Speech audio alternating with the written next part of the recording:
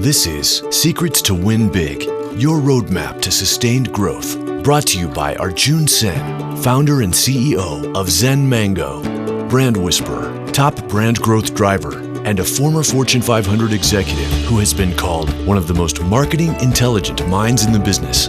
Find him at zenmango.com. And now, here's your host, Arjun Sen. Welcome to Secrets to Win Big. This is Arjun Sen, welcoming you to this episode.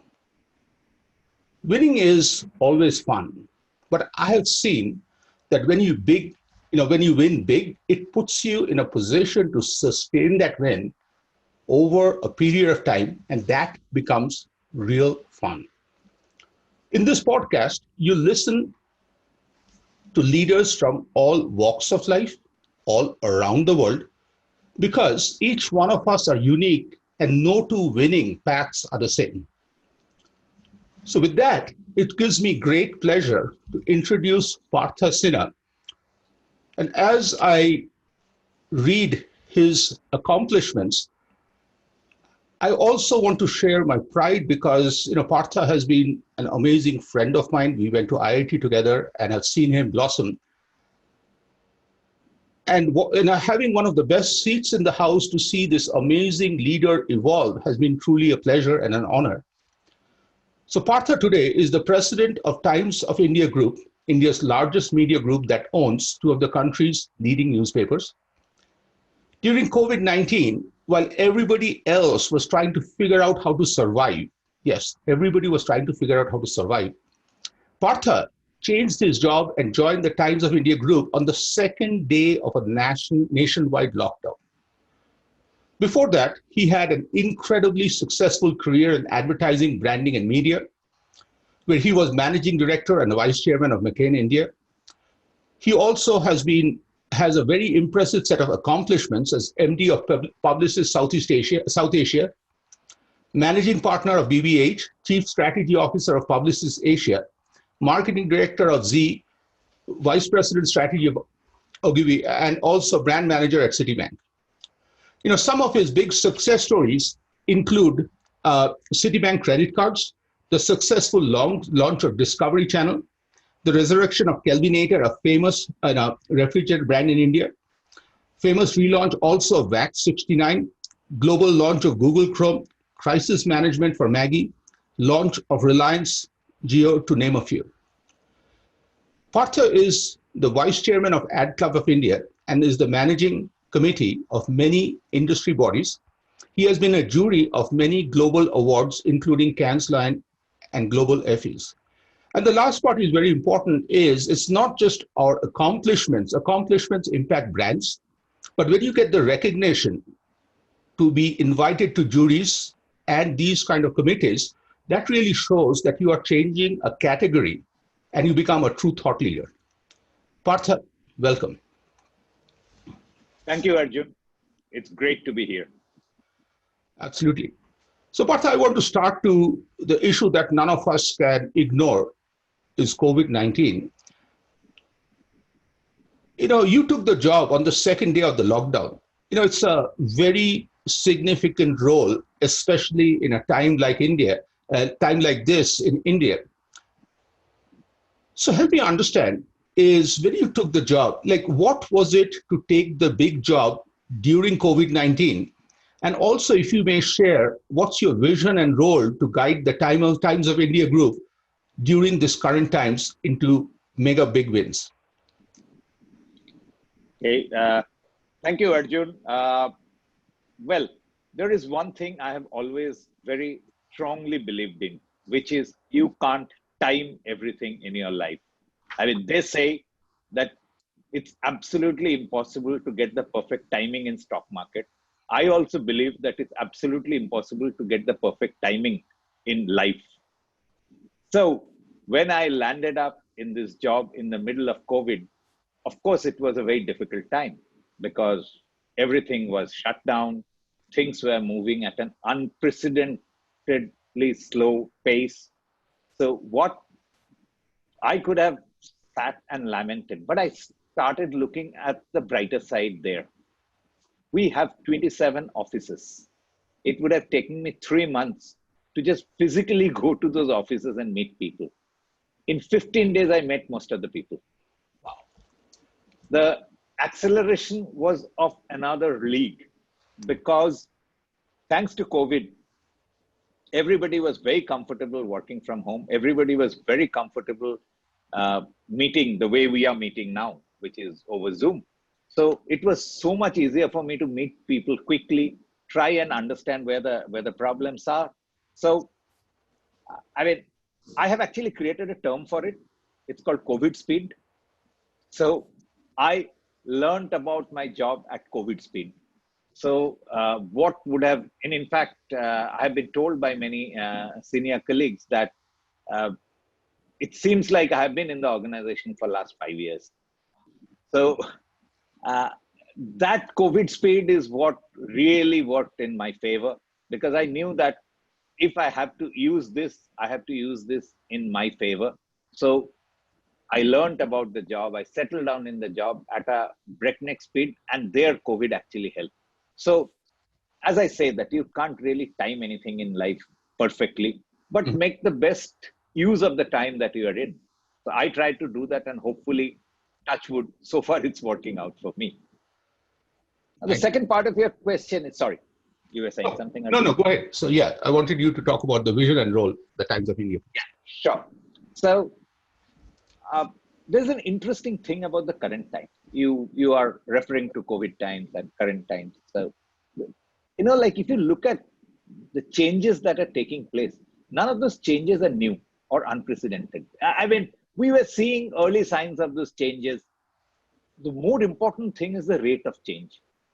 So what would have taken 10 years has happened in 10 weeks, thanks to COVID.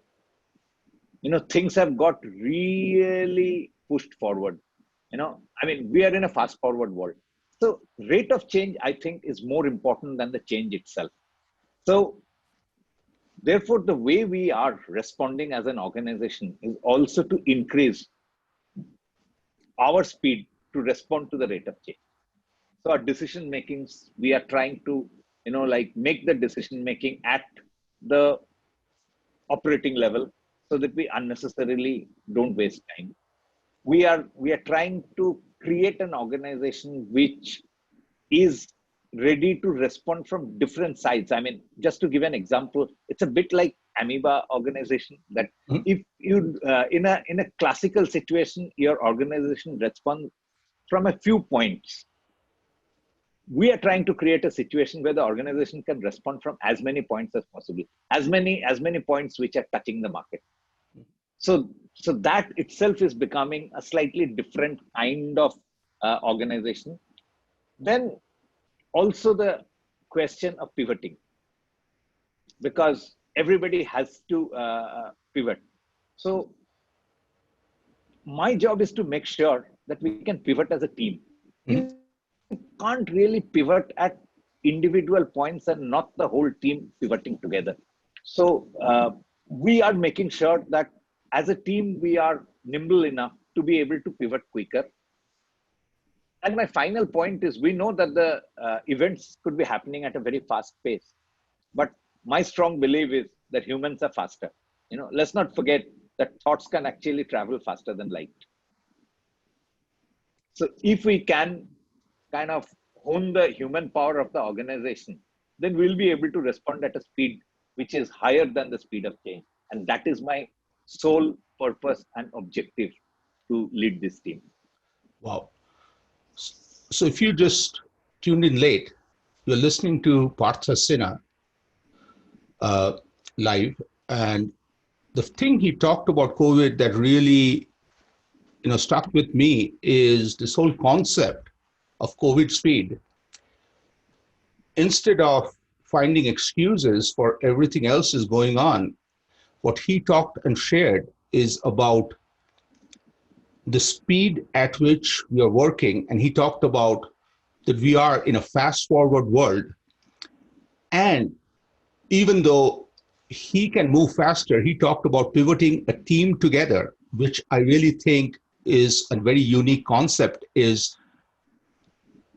And another part was, which Partha was like, once you said, it really stuck with me was with 27 remote locations, you using the current fast forward mode to get in a few weeks to a state where people felt that you're performing as if you have been there for 5 years. That itself tells us about how we can ride the changes that COVID is bringing to us and sustain that. So I want to change gears a little bit and go back to your incredible career of advertising, branding, and media. It's, of a personal intrigue to me. You've worked with nearly every mega brand possible and added impact. So here's the big question is, when you come in as an external partner, okay, sometimes we are looked at as a vendor. How do you add value from day one? Okay. I know adding value from day one sounds like a bit of a pressure, but I always try to stick to two basic principles. One is sense of objectivity, and the second one is pattern recognition. Sense of objectivity is very important. As an external partner, you can very quickly see how much denial are some brands living in. A lot of brands live in huge denial. Just to give you an example, every CEO thinks that his product is superior. But there has been a Deloitte study which says 89% consumers disagree. So, like 89% of the CEOs think that their product is superior, but unfortunately the consumers disagree. Now, it's very difficult for an internal audience to disagree. I mean, it's so difficult to tell something to your boss which is slightly unpleasant to hear. So there is a sense of agreement which gets built in a committee, and that pulls the brand further down.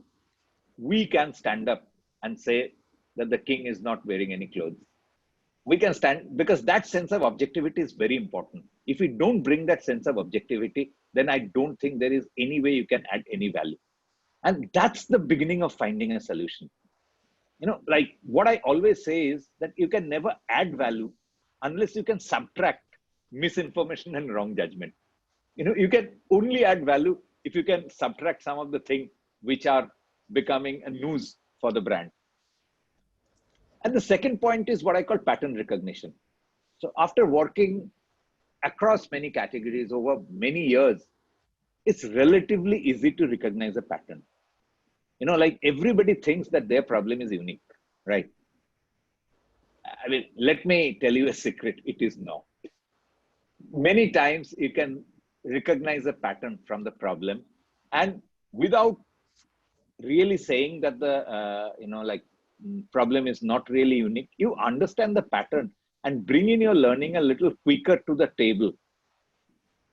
So what happens is, then when you work with that team, when you work with that client team, you are already bringing in a sense of direction much before the, the problem has been lived with unnecessarily for many, many months. So, I mean, I have always believed that, the physicists and the mathematicians have always told us that the universe runs in a pattern. I think business problem running in a pattern is a very small part of that. So we try to recognize the pattern much earlier, and therefore we can bring in a sense of direction much earlier to the system. So these two things, sense of objectivity and pattern recognition, which helps you become useful from day one. So it's all about bringing a sense of direction much faster, and that happens from the sense of objectivity and the pattern recognition. And I really loved this one line is you can never add value unless you subtract misinformation. So, Partha, you have been quoted that one of the things you always look at and you attribute your success to people, observing people, society, and culture. How do you do it? Okay. it actually happened fairly early in my life. Uh, I read a quote by Charles Revlin. He said, "In my factory, I produce lipstick, but in the drugstore, I sell hope." And that was an eye opener for me. I said, so should we be students of lipstick and cosmetic and how women deal with cosmetic? Or should we be students of hope and dreams and aspiration? And I was really worried because you get slightly different answers if you approach it either from the cosmetic side or from the hope and dream side. So that's the first time I realized that there needs to be more lenses to interrogate people than the oft repeated lens of consumer behavior or consumer insight. Honestly, I believe both consumer behavior and consumer insight are slightly overrated science. So, unless and until you get a fresh perspective to understand people, then you will never find a solution which is rooted in human life. That's why I started concentrating a lot on uh, culture and society. Because if you have to understand a person completely, you have to understand that person not from the lens of consumption. I mean, nobody is a coffee consumer. That person is a father or a mother or a brother or a supporter of a rugby team or whatever. I think those things are more important for that person than the act of consumption of coffee. If we don't understand the person in its entireness, whether their dreams, their joys, their sorrows, their aspiration, what moves them, if we don't understand those pointers, it will be absolutely futile to try and understand that person as a coffee consumer or a burger consumer or as a shopper, because that is a very small part of that person's life. So if I have to find a solution which is rooted in a very narrow lane, then my solution itself will be narrow and often it will miss the target. Versus if we are trying to get a solution which is rooted in human life, your chances of success become much higher. So that's why it's important for me to try and understand people from culture and societal angle. So how do you do it? Like when you take a new client, how do you get to know their customer? Or on a day-to-day, I guess you never stop. For you, it's a continuous journey. So how do you observe people's society culture without freaking people out? Okay, now a lot of this is actually secondary and not primary, because you can't really interview people and understand culture. Culture is something that you observe, and this has been observed over a period of time. So we use a lot of secondary understanding and then map it with the primary understanding of category and consumption. And the trick there is to try and connect the seemingly unconnected. Like, just to give you an example, Walkman was invented by Sony. And if you see the cultural pointer of Walkman, in a country which is all about me, myself, I'm sorry to say, but many Western cultures are like that.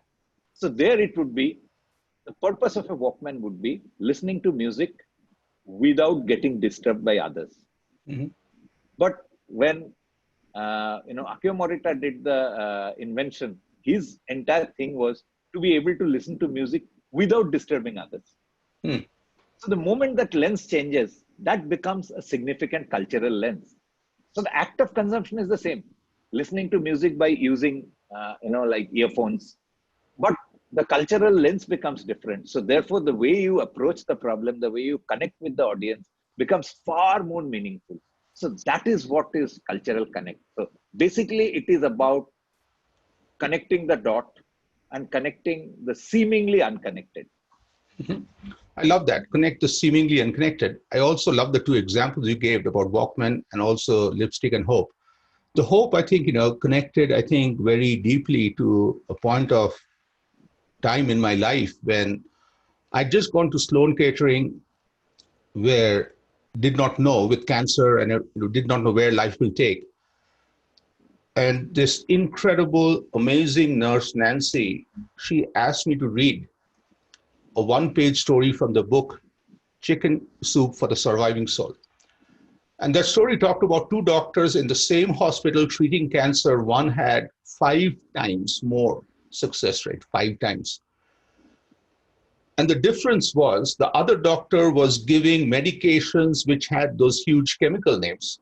But this doctor would do an acronym with HOPE, was one of those acronyms, hope, love. And that's all the person needed was, and there was a huge difference. And the very fact in somewhere like cancer treatment, it can have such a huge impact. And for you to see that, what the person will feel when they get it, that's priceless. And again, I love the example of Walkman and how you showed the whole purpose shifted. So I just also want to know now a little bit on how you got here, okay? Starting from mechanical engineering degree, then MBA, both at, top schools in the country. How did that education put you on the path for future wins, or what did you have to unlearn and add or subtract? I'm just using your lingo now to talk to you to be where you are. Okay, Arjun, before I answer that, I want to just take 1 minute to talk about your experience. First of all, we as friends, we all know what you went through, and therefore you are a huge inspiration to all of us. But also, interestingly, what that other doctor was doing, he was turning a medical issue into a human issue. Mm-hmm. And if you turn things into human, it's bound to have better result than keeping it in the area of specialization. Mm-hmm. I mean, think of it, oncology versus getting somebody on the path of hope. Mm-hmm. Which one is better? Which one would you ever take? So I think at times it becomes really obvious, but we somehow miss that point, Totally. Okay, coming back to your question of education, like, as I always say, there are two good things about a good education. First of all, it makes you realize very quickly that there is always a better solution available than the one you know. Because you are surrounded by smart people. They always do things in a smarter way. There are fantastic professors. They take you down interesting paths. So you always know that the thing you know is fine, but there could always be something better there. I think that realization is very good. You never become strong-headed. And to me, that's a massive win. That to be able to understand that there is always something better available. I see that in, like, just a great example is politicians who are very well educated and politicians who are less educated. You see their approach to life. The one who is very well educated is trying to figure out stuff from other sources. The one who is not very well educated thinks that it's either my way or the highway. So I think that itself is a significant win. And the second is the people you meet and the connections and the bonding that you create. I mean, one of my key, advantage is that I'm friends with people like you who keep on pushing you throughout your life. I mean, we may not do it consciously, but I will keep on pushing you. You will keep on pushing me. And that is an incredible asset. Without even physically pushing your friends from this kind of places, this connection that you make, they, keep pushing you. These are the two things. And as a bonus, I may say something slightly funny, which is these kind of places teach you also not to take yourself very seriously. Absolutely. Take your work seriously, but don't take yourself very seriously. The moment you take yourself seriously, there'll be somebody who will bring you down to earth. Mm-hmm. That's a fantastic experience, which I had both at IIT and at IIM, and I'm forever grateful for that. Yeah, and I think, when you talk about the take yourself seriously, it reminds me of examples from a sports personality who told me that you only play the game when you wear the uniform. And then you take your uniform off and you get back to life, without which you cannot focus 24/7. And I really think you become a better player or professional when you're putting your uniform on. I also think, Partha, the thing that you talked about, I think this is such an important lesson for all of us, because we get with success, strong-headed, as you said. I also would say at times arrogant and close the window to everything because everything we know it all. And I really think that attitude that you said, and it's in your DNA about there are always solutions better than what I know and what you know at any time. And surrounding yourself with people who bring that to you, I really think that is one of the keys to having ongoing success and big wins. Uh, you know, Many a time when we look at wins, the opposite side is sometimes, big failures, because not every time, every situation we control. And I've always talked to leaders and realized that there are times each one of us face situations in life, at profession, which are really gets scary. Like it becomes somehow, people write us off and saying, you can't come out of this. But the true leaders overcome those and put them on the path to the biggest of wins. So can you talk about a challenging situation in your life when you face that? But more importantly, how did Partha believe that he will guide him and the team to one of the biggest wins ever? Okay. I will talk about the challenge a little towards the end of this part of the conversation. But I want to start with some of the things that I figured out a little quicker and made sure that the team around me also, try and believe in that. The first one was stop judging. Not everyone is coming at things from the same lens. You judge people only when you think that, this is the way things will be done. No, there are different people. They approach life very differently. So not everyone is coming at it from the same lens. That's number one. Number two is, I think it's a massive one for me, which is perfection is overrated. Because timeliness is more important than perfection. Because in the quest of perfection, you at times miss the bigger point of what you want to achieve. And this is a very academic thing, and that's why academics get, very dissociated from industry at a very early age, because academicians are looking for perfection. But I think timeliness at times is more important than perfection. And the third one is, you can't learn everything by yourself. Take help. And what is the best help you can take? Reading books. Somebody has already done the work. What in college we used to call, look at the work that the last year's class topper had done. So, he had already done the hard work. So you may learn something from there. So similarly, read. So these are a few things which I learned fairly early and made sure that people around me learn, so that we can move faster. One of the key challenges I faced was a very interesting one. It's slightly personal in nature. So, when I joined IIM, I joined after work experience. And unlike in the US, in India, people join directly after college.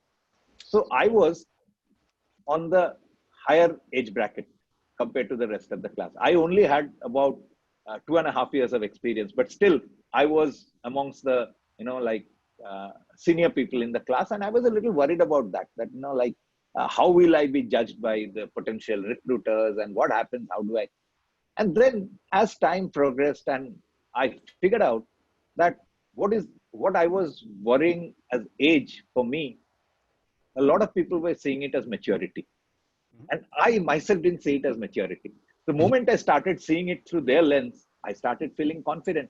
And I said, okay, maturity has a huge value. And of course, it started getting, proved in early years of my career that I was a little more mature than some of my, contemporaries, because obviously I had worked for more number of years. So it was a fear and it was an apprehension, which eventually turned into some strength. And it happened because I learned to see it from other people's eyes and not from my own eyes, because I was insecure. So to me, I really love this concept of lens that is the thread that you take all through. So you talked about using it for customers instead of looking at them as consumers. You looked at them as humans. You talked about team members. Instead of seeing them from your point of view, you talked about seeing them, understanding their lens. But now you just added this new dimension of self lens, where you're looking at your personal brand too, instead of you just looking at that to be a negative, to be the oldest in class, you all of a sudden, not all of a sudden, you evolve to seeing yourself as the most mature in the class who could put experience and education together. And I really think that this different lenses is one of the biggest takeaways for me in this conversation. So I want to switch gears, and with to me it started with talking to some of the top athletes. I realized there are words that they remove from their dictionary. One of the athletes to me talked to me about how at an early age took a dictionary and literally removed the word no from there. Okay. Because he told me that no is the most dangerous word, because as kids, we learn to ignore the word anyway. When my parents told me don't put your hand in the electrical box, I put it because no is gone. So what are few words or phrases which are removed from Partha's dictionary? Okay, I want to talk about one, not a set of words, but one, like two words which are related. It's like, let me put it a little differently. I think the words are there in my dictionary, but I've never understood the meaning of those words, and fortunately or unfortunately is linked. One word is linked to the title of your podcast, and the other one word is opposite of that. It's winning and losing. You know, to me, the idea of winning at the cost of somebody else, I've never understood. To me, winning was when things around me generally improve. So, like the whole idea that it's a zero-sum game. If you win, somebody else loses is something I've never understood. So therefore, maybe that has always made me a slightly better team player than many people I know, because I think that if kind of everybody wins, then it's winning. Mhm. If anybody loses, then I think the fun of winning is out. I know it's contrary to sport. That's why maybe I'm not a great sports person or anything. But I have never understood the idea of why should somebody feel horrible when I feel very good. So this is something which I have always struggled with. I don't know, the words are pretty much there in the dictionary, but I've always struggled with the meaning of it. Love that. Love that. You cannot win at the cost of others. And I really think also it's not a zero-sum game. And I really think that based on where you have been operating on the client side, unless it's a win-win, you cannot ever win alone and survive and have a sustained reputation. So what's the one person or incident that inspired you the most, Partha? Again, this is a personal story, and I didn't know that it'll actually inspire me. So when my son was born and he was about maybe 7 months, 6 months or something, Mhm. and I was offered a job by a very famous and big consulting company. Mm. And I figured out how the life would be, and I found out that it entails kind of 6 days of traveling. So I thought about it, and typically those kind of job offers nobody says no to. And I thought about it, and I said to myself, what do I want to do? Do I want to see my son growing up, or do I want to be on an aeroplane most of the time and be extremely, like busy executive, or create a busy executive career? So I decided that I want to see my son growing up, Mm. and I let that opportunity go. After that, every time I looked at my son actually growing up and we are playing and spending time together, I I kept on feeling inspired, and I learned one massive lesson that if you get your priority right, I mean, it's not that every time I can get my priority right, but that time somehow I could get my priority right. If you can get your priority right, you can never repent. Mhm. You know, you will every time you look at the result of that priority, you feel happy, you feel inspired.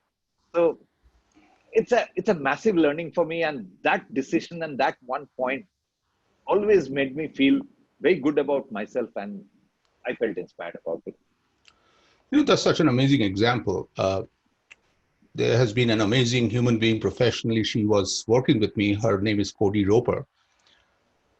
Cody was an amazing, amazing team player. And when Cody and Brandon, were expecting their first baby, Cody had this conversation with me by saying, Arjun, I'm having a dilemma. I can work with you remotely, and I want to work with you remotely. But I don't know what to choose, whether to work or to focus. And then she said, they called me one day and said she quit. And I said, I'm happy that you quit. And she said, no, Arjun, you need to understand the reason is 5 years from now, I may regret not working for you, but I'll overcome that. But if I regret not being there for my child, I won't recover from that. And when you're talking about it, just took me back to amazing Cody Roper. And that day, Cody, a kiddo much younger than me, taught me this amazing lesson in life. And talking about lessons, Partha, I want to say that let's say, we are sitting in 2020. Okay. If I take you back to that Partha in 1986, graduating from IIT Kharagpur, what would you tell that kiddo? One advice. Actually, I'll let him know a big secret of life. A simple big secret of life. Most people pretend to know much more than they actually know. So don't be afraid. When I started off my life, I thought everybody knows more than me. Everybody is so well informed and stuff like that. Slowly, I figured out it's a lot of pretension. So, be yourself. Whatever you know is fine. Express yourself. Learn more, of course. Learn more, but express yourself more confidently. So I want to tell that secret very early, possibly to a younger partner. I think I would have been less tentative and more confident. I love that. And to me, it's like such a unique thing when I ask this question. This is one of the very common answers. And that's what I think for leaders is so important is the do not be afraid, because fear sometimes prevents us from jumping forward. And this is so powerful. So Partha, finally, one of the last questions is, I always find that success that is planned and has a process can be repeated, because random success is a one-time, miracle. So what's, part of a routine? Like, what's the first thing you do when you start every day? Is there a routine, the last thing you do when you're finishing your workday? Okay.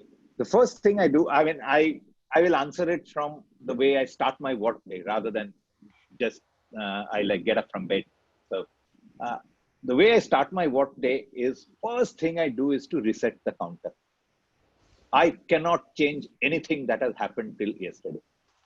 It has already happened. It has already taken place. So I should know what has happened till yesterday, but reset the counter because it is another new set of beginning. So unless you reset the counter, like the way you put the lap timer and stuff like that, you can't take the second lap. So you get unnecessarily bogged down by what happened till yesterday. It's great to know that, but first thing I do is to reset the counter. So know the detail, but know that it's another beginning. And the last thing that I do is, it's actually not the last thing, but when I'm winding up, I try to figure out in the next 10 to 15 minutes, what are the 3-4 things that I can make better so that my anxiety leaves me? I can't make everything better. Again, I can only make 2-3 things better. If I find the answer is no, you can't make anything better what you have done during the day, then your anxiety has already left you. Alternatively, you may find that these couple of things I can do a little better. Try and do it so that your anxiety leaves you. If you're going back with anxiety, which actually will not only hamper your work, it will also, hamper the rest of the day. It'll eat into your drinking time. It'll eat into your time with your buddies. It'll eat into your time with your family and Netflix. So all those will go. That's amazing. So Partha, yesterday I posted on Facebook, US time late in the evening, about this Facebook Live. And I got 14 messages till this morning from people who really wanted to know how you do it. So I really want to applaud you for having this fan club. So what's the best way people who are listening to you today, how can we reach you? I am very widely available on Twitter. So Partha Sinha at Twitter. So @Partha Sinha. Alternatively, anybody, I'm happy to take email from anybody. My email ID is parthasinha@gmail.com. So I'm actually very happy communicating with people. I love doing it. My job is about people. I love interacting with people. So, like any kind of calls and interactions are always very, very welcome. That's amazing. Thank you, Partha, for sharing that. Thank you. Thank you, today, Arjun. yeah, absolutely. So today, this was incredible set of learning from Partha Sinha, president of the Times of India Group. And at the very beginning, what Partha opened my eyes with two simple concepts. One is it's absolutely impossible to wait and find the perfect time, which means you make the best of time. Secondly, he right away jumped in without making any excuses and talked about when times change, you ride the wave. And he talked about doing things in COVID speed, because that is the new natural speed. And he talked about how we have to now literally play the game in a fast forward mode. Another amazing nugget was about the whole concept of different lenses. And I think all through your sharing, you talked about the different lens on the customer side, look at them as the human aspect. Instead of the coffee consumer, look at them as the dad who is just getting the little break. The lipstick and the hope was a brilliant example about opening our eyes to the lens of looking at the team, their views and their perspective. And the self lens, to see yourself, I think is very important. All through, the thing that also hit me hard was your consistency on how you shared about solutions are always rooted in human life, because that's when humans need the solution. And you talked about connect the seemingly unconnected. I really think, Partha, there's a longer conversation we can have there. But again, that is such a thought-provoking concept that you look at. Another thing I think also was to be a leader. I think, for a leader, you need followers, which means you need a team that believes in you. But at the very beginning, you need to be open. And that concept about there are always solutions better than what you know, I really think that actually opens the door, because you can ask me, Arjun, what do you think? But I can know from your expressions whether you want to know or you don't. And a leader to create that situation is priceless. And finally, if there's, it's very tough for me to choose between the different lenses, but if I have to choose one, this is the concept I will keep using over and over again and attribute to you, because you gave me this amazing lesson, is you can never add value unless you can subtract misinformation, misconceptions, or anything else. Partha, this has been incredibly amazing. For those of you who are listening to this live on Facebook, I really appreciate you listening. Please share, subscribe, and very soon we'll bring you another leader from another walk of life. But Partha, your sharing is simply amazing. And for me personally, being a friend, seeing you evolve in your career, this was really an amazing, fortunate moment for me. Thank you again. Arjun, thank you very much for getting me on your show. I know that we are close friends, and therefore I got some preference to come to this slot. But I really, really, cherish this, and I'm very happy to be able to talk to you about varied subject. And as you said, there are subtopics which can always be discussed at later dates. So happy to do that, either formally or even informally when we meet next. Thank you very much. Absolutely. And of course, as I have to have the final word, it's not coincidence you're here, because we have a criteria that every person who is here, internally as a team, we go through and ask two questions. One, do we respect that person? And secondly, do we get inspired by the person? Do we like listening to that person? And you meet both those criteria at a very high level. Thank you again, Partha. Thank you. Thank you. I'm humbled. You've been listening to Secrets to Win Big with Arjun Sen, founder and CEO of Zen Mango, brand whisperer, top brand growth driver, and a former Fortune 500 executive who has been called one of the most marketing intelligent minds in the business. To learn more, visit www.zenmango.com. Share this podcast with your friends and subscribe wherever you like to listen to podcasts.